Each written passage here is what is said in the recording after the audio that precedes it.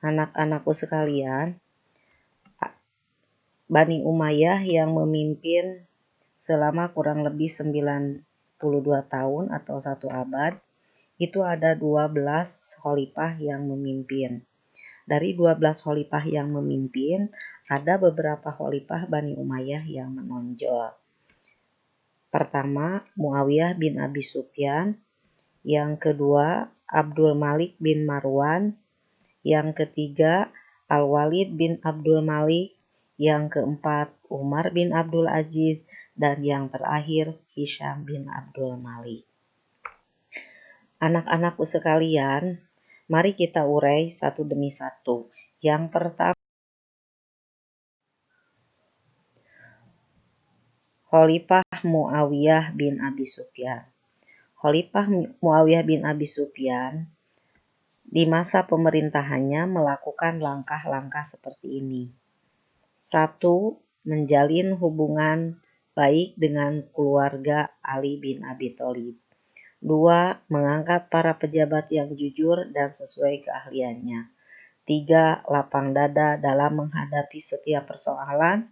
Dan terakhir, toleran terhadap agama lain. Selain itu, selain langkah-langkah Muawiyah, dia juga melakukan hal-hal untuk pengembangan Islam dan perluasan wilayah. Anak-anakku sekalian, perluasan wilayah sebenarnya merupakan dampak dari perkembangan Islam, bukan tujuan utama dari pemerintahan Islam. Pada masa Muawiyah, Islam disebarkan pertama ke arah utara dengan Panglima Sofyan bin Auf. Sasarannya adalah Asia Kecil dan Eropa Timur atau Konstantinopel yang merupakan pusat pemerintahan Bizantium. Kedua, ke arah barat dipimpin oleh Fadollah al-Ansori dengan sasaran sama, yaitu Asia Kecil dan Eropa Timur dengan tujuan utama Konstantinopel. Ketiga, ke arah timur. Panglima yang memimpin adalah Ibnu Abi Safrah. Sasarannya adalah Afghanistan dan Pakistan yang dulu merupakan bagian dari India. Yang terakhir, ke arah selatan. Muawiyah mempercayakan kepada Panglima Uqbah bin Nafi'i dengan sasarannya wilayah Afrika Utara, yaitu Libya, Tripoli, Tunisia, dan Kartago atau Kairun.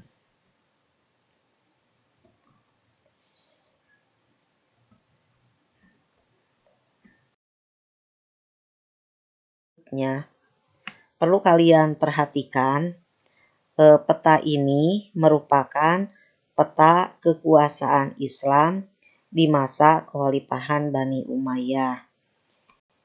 Yang bergambar biru muda ini adalah wilayah Islam. Kemudian yang bergambar biru tua wilayah kekuasaan Islam sampai dengan tahun 661. Yang biru muda wilayah yang ditaklukkan Bani Umayyah. Yang warna merah bata ini adalah kekuasaan Bizantium. Yang warna merah bata muda itu adalah kerajaan Preng. Yang di sebelah sini ini wilayah kerajaan Preng. Dan yang terakhir ini gambar panah. Ada banyak panah yang berwarna hijau. Ini merupakan arah penyebaran Islam. Silakan kalian simak di dalam buku. Selanjutnya, khalifah kedua yang menonjol adalah Abdul Malik bin Marwan. Kiprah yang dilakukan Abdul Malik karena dia diangkat dalam keadaan negara kacau balau, maka banyak pemberontakan yang mengarah terhadap pemerintahannya karena Abdul Malik merupakan turunan Bani Umayyah. Sejak Muawiyah meninggal, kekhalifahan itu dilanjutkan oleh anaknya yang bernama Yazid.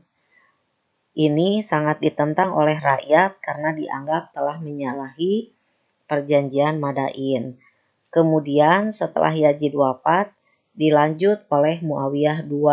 Ini pun sama, mendapat penentangan dari masyarakat, dari rakyat, terutama pada kelompok Alawiyah, baik itu Khawarij ataupun Syiah.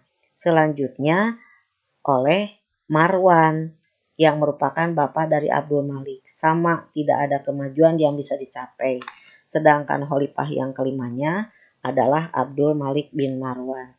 Baru ini termasuk yang menonjol karena dia mampu menumpas berbagai pemberontakan yang ada.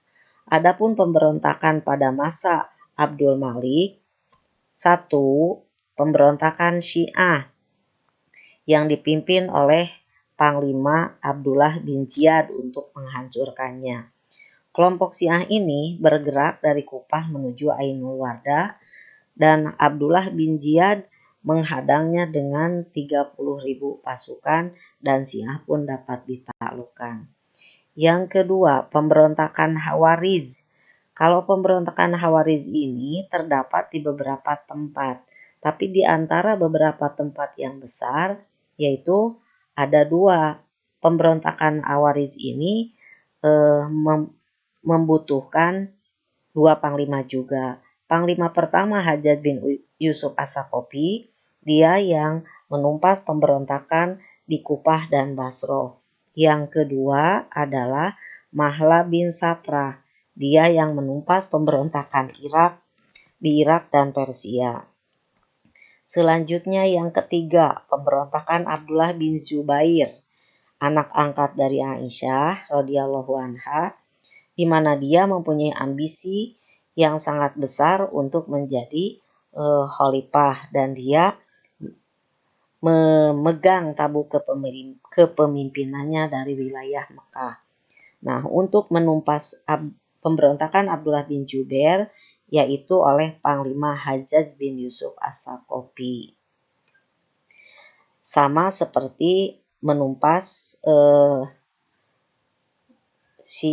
Khawarij di Kupah dan Basro. Yang terakhir, Amru ibnu Sa'id. Amru ibnu Sa'id ini merupakan sepupu Abdul Malik bin Marwan yang tidak setuju terhadap pemerintahan Marwan karena dia iri hati dan dia ingin menjadi pemimpin. Untuk Amru ibnu Sa'id ini langsung ditumpas oleh Abdul Malik sendiri karena dianggap ini masalah keluarga. Dengan cara Amru ibnu Sa'id dikirimi surat oleh Abdul Malik yang isinya menyatakan bahwa Abdul Malik bin Marwan akan mengundurkan diri dan siap diganti oleh Amru asal Amru datang ke istananya. Maka Amru ibnu Sa'id datang ke istananya beserta para pendukungnya. Tetapi Abdul Malik bin Marwan mempersilahkan Amru ibnu Sa'id dan kemudian dihukum mati. Nah, itu 4 pemberontakan besar yang ditumpas oleh Abdul Malik bin Marwan melalui panglima-panglima handalnya. Selanjutnya, jasa-jasa Abdul Malik bin Marwan sangat banyak dan dia memberikan kontribusi yang banyak pula, yaitu satu, berhasil mempersatukan kembali umat Islam yang sudah terpecah belah. Yang kedua, menetapkan bahasa Arab sebagai bahasa resmi. Yang ketiga, mendirikan kantor cap, lembaga Mahkamah Agung, dan berbagai industri. Yang keempat, pengembangan arsitektur. Dan kesemuaan yang dilakukan oleh Abdul Malik ini tiada lain untuk kemajuan negaranya. Berikutnya, Al-Walid bin Abdul Malik. Ya, khalifah yang menonjol berikutnya Al-Walid bin Abdul Malik. Al-Walid berbeda dengan bapaknya Abdul Malik, dia diangkat menjadi khalifah dalam keadaan negara aman tentram, sehingga dia bisa melanjutkan pemerintahannya dengan baik, yaitu pertama melakukan pembangunan fisik. Antara lain bidang sosial, dia membangun panti asuhan dan panti jompo, rumah sakit, jalan raya, gedung-gedung pemerintahan, pabrik-pabrik, tempat peribadahan. Kemudian pengembangan dan perluasan wilayah yang sempat tertunda setelah Muawiyah wafat. Pengembangan dan perluasan wilayah Islam yang dilakukan Al-Walid ke berbagai arah juga. Satu, ke wilayah timur tahun 711 oleh Panglima Qutaibah bin Muslim dengan sasaran wilayah Fargona, Bukhara, Samarkand, Turki sampai Turkistan, yaitu wilayah perbatasan Tiongkok.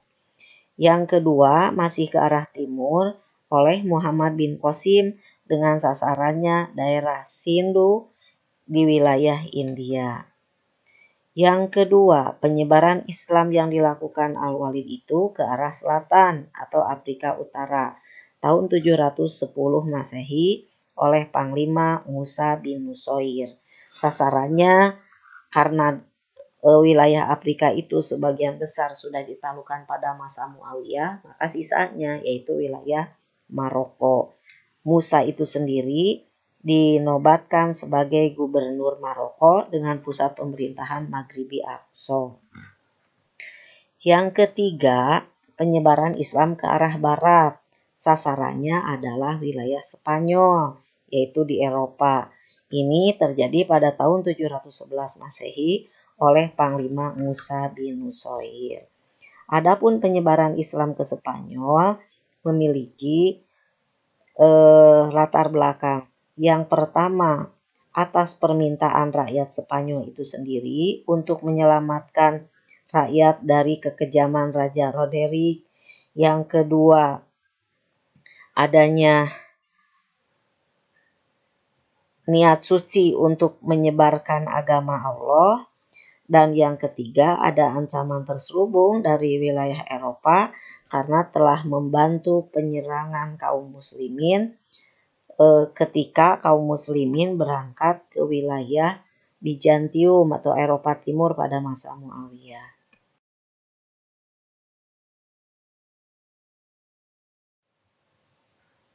Selanjutnya, khalifah menonjol berikutnya adalah Umar bin Abdul Aziz tahun 99 sampai 101 Hijriah atau 717 sampai 720 Masehi. Umar bin Abdul Aziz ini menjabat sebagai khalifah relatif singkat, yaitu sekitar 3 tahunan. Tetapi dalam kurun 3 tahun ini, Umar bin Abdul Aziz memberikan kontribusi yang sangat besar. Antara lain, di awal pemerintahan, Umar bin Abdul Aziz menata pemerintahannya. Umar bin Abdul Aziz sangat berbeda dengan khalifah-khalifah yang lainnya. Sebelum Sulaiman meninggal dunia, yaitu khalifah sebelum Umar bin Abdul Aziz atau adiknya Al-Walid, dia berpesan kepada seluruh keluarganya kalau yang pantas untuk menggantikan dirinya itu adalah Umar bin Abdul Aziz. Tetapi apa yang terjadi ketika Sulaiman meninggal dunia dan Bani Umayyah mengangkatnya sebagai khalifah, maka kekhalifahan itu diserahkan kepada rakyat agar rakyat yang memilihnya.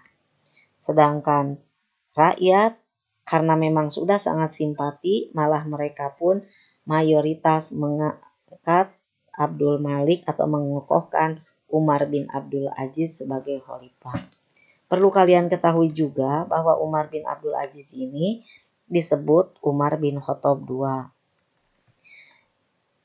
Karena sikap, tingkah laku, dan segala kebijakannya itu mirip sekali dengan Umar bin Khattab. Yang kedua, secara nasab, Umar bin Abdul Aziz ini bersambung kepada Umar dari pihak ibunya.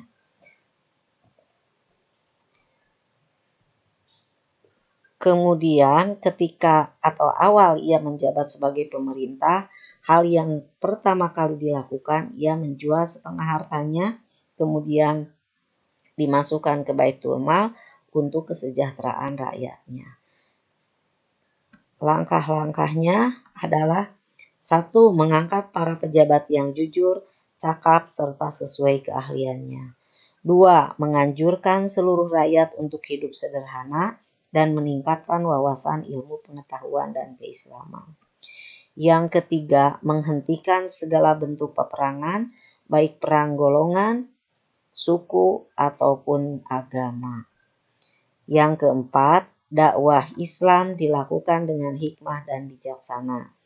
Baik dalam negeri maupun luar negeri dilakukan dengan cara: A. Mengirim para mubaligh atau teologi sebagai misi perdamaian ke Turki, India, dan Afrika. Yang kedua, mengirim buku-buku tentang Islam dan ilmu pengetahuan kepada raja-raja di sekitarnya. C. Menarik mundur pasukan Islam, tentara Islam dari Konstantinopel dan diganti dengan mubaligh yang menjelaskan Islam. Ada perlu kalian ketahui, tentara yang dikirim ke Konstantinopel itu pada masa pemerintahan Al-Walid bin Abdul Malik. Adapun jasa-jasa Umar bin Abdul Aziz antara lain: 1. Menciptakan perdamaian karena dia melarang segala bentuk permusuhan. Yang kedua, meningkatkan kesejahteraan antara lain dengan cara menjual setengah hartanya dan kemudian mengelola Baitul Mal dengan baik. Yang ketiga, melindungi hak asasi manusia, perbedaan suku, bangsa, dan agama, sehingga di masyarakat semakin terasa aman, nyaman, dan damai. Keempat, melakukan pembangunan fisik seperti jalan raya, gedung pemerintahan, tempat ibadah, dan lain sebagainya. Kelima, menyusun undang-undang pertahanan, perekonomian, keuangan, dan ghanimah. Ini semua diatur sedemikian rupa dalam undang-undang yang dibuatnya. Terakhir, yang keenam, membukukan hadis Rasulullah. Adapun khalifah menonjol yang adalah Hisham bin Abdul Malik. Hisham bin Abdul Malik di masa pemerintahannya tidak terlalu banyak tapi cukup signifikan. Antara lain yang ia lakukan adalah melakukan pembangunan: 1. Menata administrasi pemerintahan dan keuangan. Yang kedua, membangun irigasi, pabrik-pabrik senjata, pakaian tentara, dan pakaian tentara. 3. Mengembangkan kerajinan sutra.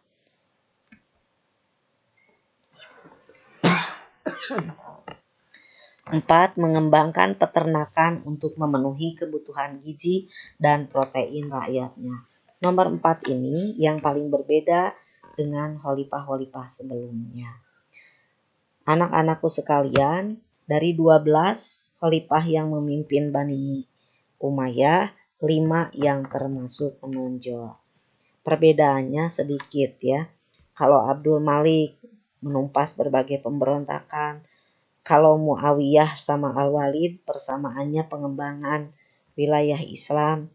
Adapun Umar bin Abdul Aziz dan Hisham, mereka menata negara dalam keadaan yang sudah damai.